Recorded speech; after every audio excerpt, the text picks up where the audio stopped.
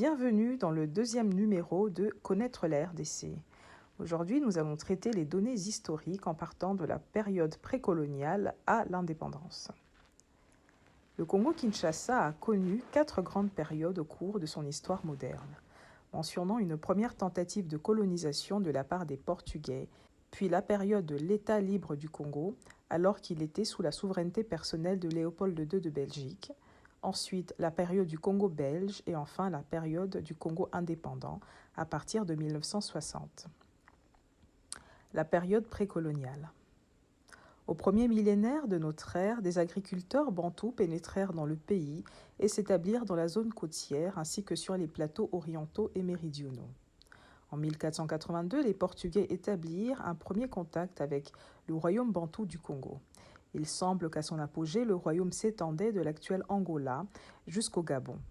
En 1489, une ambassade du royaume du Congo, rendit visite au roi du Portugal et, en 1490, des missionnaires franciscains et des artisans portugais s'installèrent dans la région. Alfonso, fils du premier roi converti, devint roi du Congo en 1507 et entreprit de christianiser le royaume.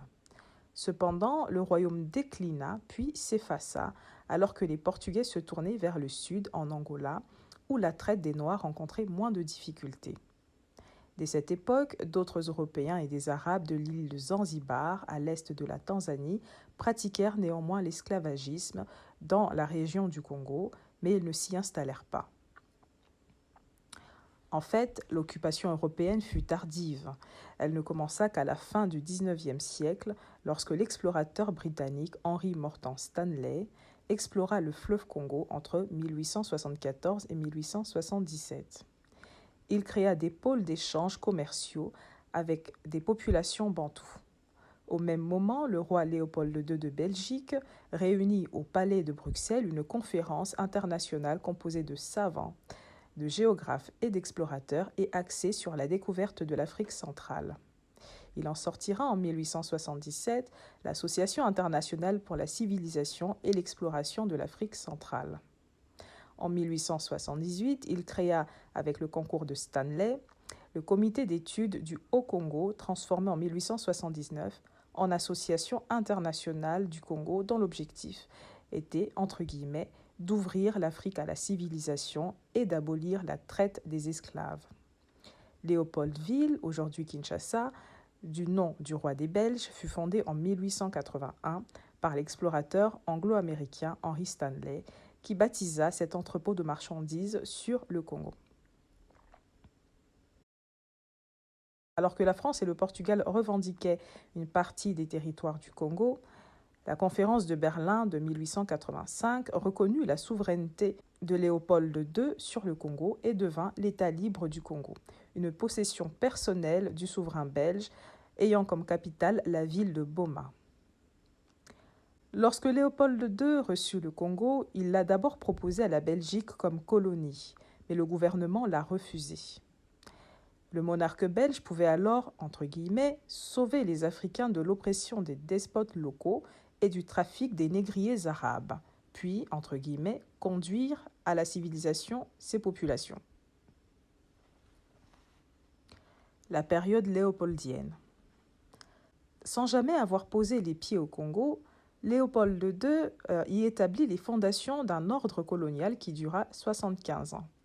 Il créa en 1888 une force publique destinée à protéger les travaux du chemin de fer allant du port de Matadi à Léopoldville. Cette ligne de 400 km de long fut inaugurée en 1898, qui donna le coup d'envoi du développement de Léopoldville. Le roi déclara que, entre guillemets, les terres vacantes doivent être considérées comme appartenant à l'État. Afin de faire fonctionner sa colonie, qui en réalité n'était qu'une simple entreprise commerciale personnelle, et en exploiter les richesses naturelles, Léopold II s'appuya sur son armée de mercenaires, des Belges, des Togolais, des Maliens, des Sénégalais, les missions catholiques, un certain nombre d'émissaires, des administrateurs et des colons à sa solde, ainsi que des banquiers belges. En vue de récupérer les coûts de ses investissements personnels dans son aventure coloniale, Léopold II concéda des territoires coloniaux à des compagnies privées qui lui versaient des redevances en échange de la liberté d'extraction des richesses. À partir de 1885, l'État indépendant fut soumis à l'exploitation des compagnies qui organisaient la collecte du caoutchouc. Certaines richesses accumulées servirent à construire des bâtiments prestigieux à Bruxelles, à Anvers et à Ostende. Cependant, Léopold II se forgea une triste réputation en raison non seulement des travaux forcés imposés aux Congolais, mais aussi à cause des mutilations faites aux femmes et aux enfants, mains et pieds coupés, qui ne respectaient pas les quotas de production. Il imposait également un impôt en nature, il a fait des massacres des habitants, sans parler du pillage de l'ivoire et du caoutchouc. En raison des excès commis par les Blancs en Afrique, la réputation de Léopold II et son œuvre d'outre-mer furent sérieusement remises en cause. Le roi institua une commission internationale d'enquête en 1904 qui publia en novembre de l'année suivante un rapport accablant dans lequel on reconnut, entre guillemets, les mérites de l'action royale au Congo, tout en relevant, entre guillemets, des abus et des lacunes de la part des colons et des milices. À l'époque, les atrocités commises au Congo et dévoilées surtout par le consul britannique du Congo, Roger Casement, soulevèrent l'indignation dans toute l'Europe. En 1908, le Parlement belge décida que l'on ne pouvait confier une colonie à la seule autorité du roi. Léopold II dut céder l'État libre du Congo à la Belgique qui ne pouvait refuser l'offre. De cette période léopoldienne, il n'est pas resté grand-chose, sinon l'introduction de la langue française dans le pays en même temps que les colons belges et un modèle d'administration brutale. Les Belges de l'État libre du Congo n'ont jamais favorisé l'apprentissage du français par les indigènes, entre guillemets, qui restèrent à l'écart de l'administration. Tous les manuels d'histoire coloniale présentèrent par la suite Léopold II comme, entre guillemets, un grand bienfaiteur pour les peuples noirs. Le Congo belge. En 1908, la Belgique fit officiellement du Congo une colonie appelée Congo belge, dont les éléments essentiels reposèrent sur l'administration, les missions chrétiennes et les compagnies capitalistes, sans oublier l'armée belge. La croissance économique du Congo belge se développa considérablement grâce à la production du cuivre et du diamant, mais en fonction des intérêts coloniaux et du capital étranger, et non pour répondre avant tout aux besoins des populations indigènes. On peut même affirmer que l'entrée en scène de la Belgique ne changea pas grand-chose, car le régime d'exploitation et de travaux forcés s'est poursuivi. De plus, quantité de chefs coutumiers congolais, accusés de remettre en cause l'ordre colonial, furent pendus pour servir d'exemple. Après la défaite de l'Allemagne en 1918, le traité de Versailles rendit les colonies allemandes aux pays vainqueurs. Sous mandat de la Société des Nations, SDN, la Grande-Bretagne se vit confier l'administration du Tanganyika, la Tanzanie, alors que la Belgique administra le Rwanda-Urundi, Rwanda-Burundi aujourd'hui, à partir de Bujumbura, le Burundi aujourd'hui, devenu capitale du mandat belge du Rwanda-Urundi. Le Congo belge comprenait 6 provinces, Léopoldville, Équateur, Oriental, Kivu, Kasaï et Katanga. En 1920, Léopoldville remplaça Boma au rang de capitale du Congo belge. En 1925, le Rwanda-Urundi fut rattaché au Congo belge dont il constituait la 7e province. À la fin de la décennie 1950, le domaine de l'éducation, resté le monopole des missions catholiques, n'avait produit que 15 universitaires congolais, aucun médecin ni ingénieur, mais avait formé plus de 500 prêtres autochtones. Les Noirs congolais les plus instruits étaient devenus des imprimeurs, des charpentiers, des mécaniciens, des infirmiers, des menuisiers. Le français et le néerlandais étaient enseignés dans les écoles d'État qui formaient les fonctionnaires d'origine belge. Il existait aussi des écoles d'État pour le primaire et le secondaire, en français ou en néerlandais, à l'intention des enfants des Blancs, notamment à Stanleyville, à Elisabethville et à Panda-Likasi.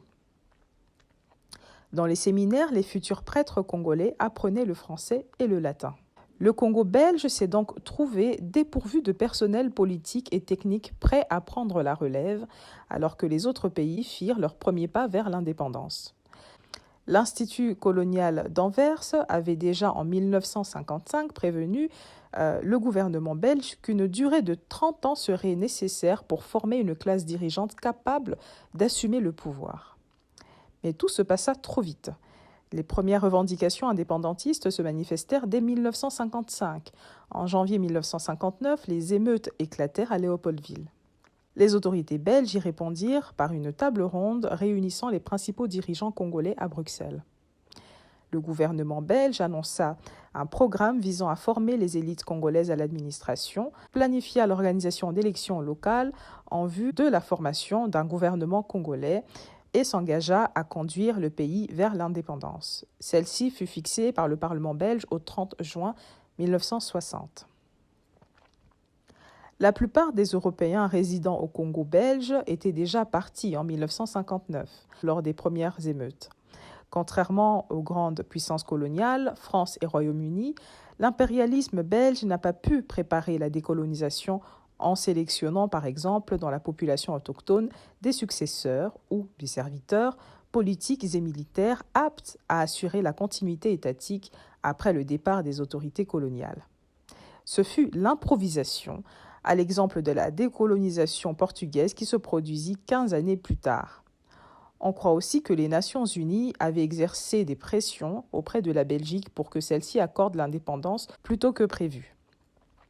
La campagne électorale qui suivit fit apparaître un clivage entre les tenants d'une solution confédérale avec la Belgique et les partisans d'un État congolais fort et centralisé, représenté par Patrice Lumumba, le chef du mouvement national congolais, MNC en sigle.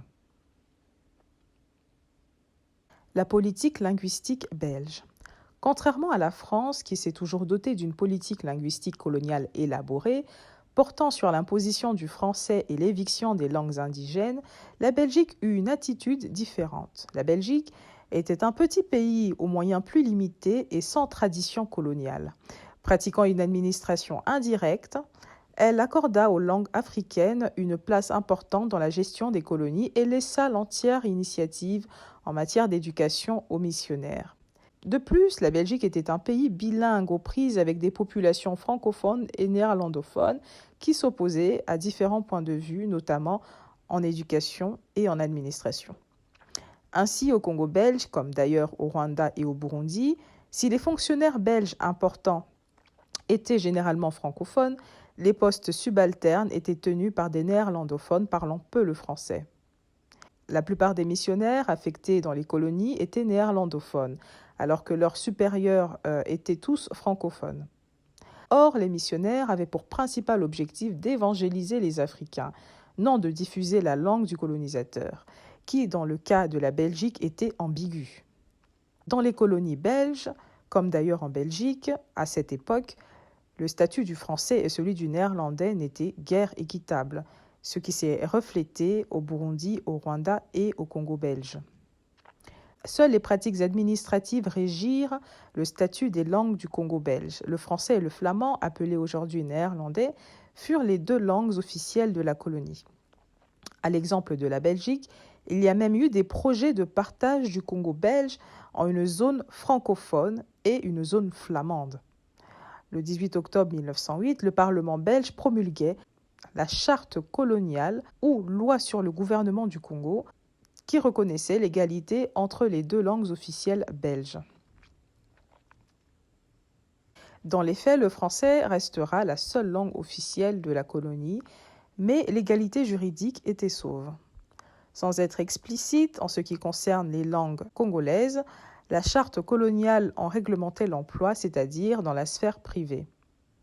L'article 5 impose au gouverneur général de veiller, entre guillemets, à la conservation des populations indigènes et à améliorer leurs conditions morales et matérielles d'existence. La circulaire du 24 mai 1912 exigea des fonctionnaires belges dans la colonie de connaître, entre guillemets, les dialectes indigènes afin de s'adapter aux réalités du pays. Le domaine de l'enseignement relevant des missions catholiques et protestantes, Les religieux et les administrateurs ne voulurent guère favoriser l'apprentissage du français ou du néerlandais par les indigènes. En 1929, une brochure du gouvernement colonial précisait même que, entre guillemets, la langue indigène enseignée dans les écoles primaires était l'une des 4 langues nationales, le swahili, le kikongo, le lingala et le chiluba, dans le but avoué, entre guillemets, de ne pas déraciner les indigènes. Le rôle de ces langues semble même avoir été prépondérant par rapport au français et au flamand néerlandais, notamment dans les domaines de l'éducation et des communications destinées à la population.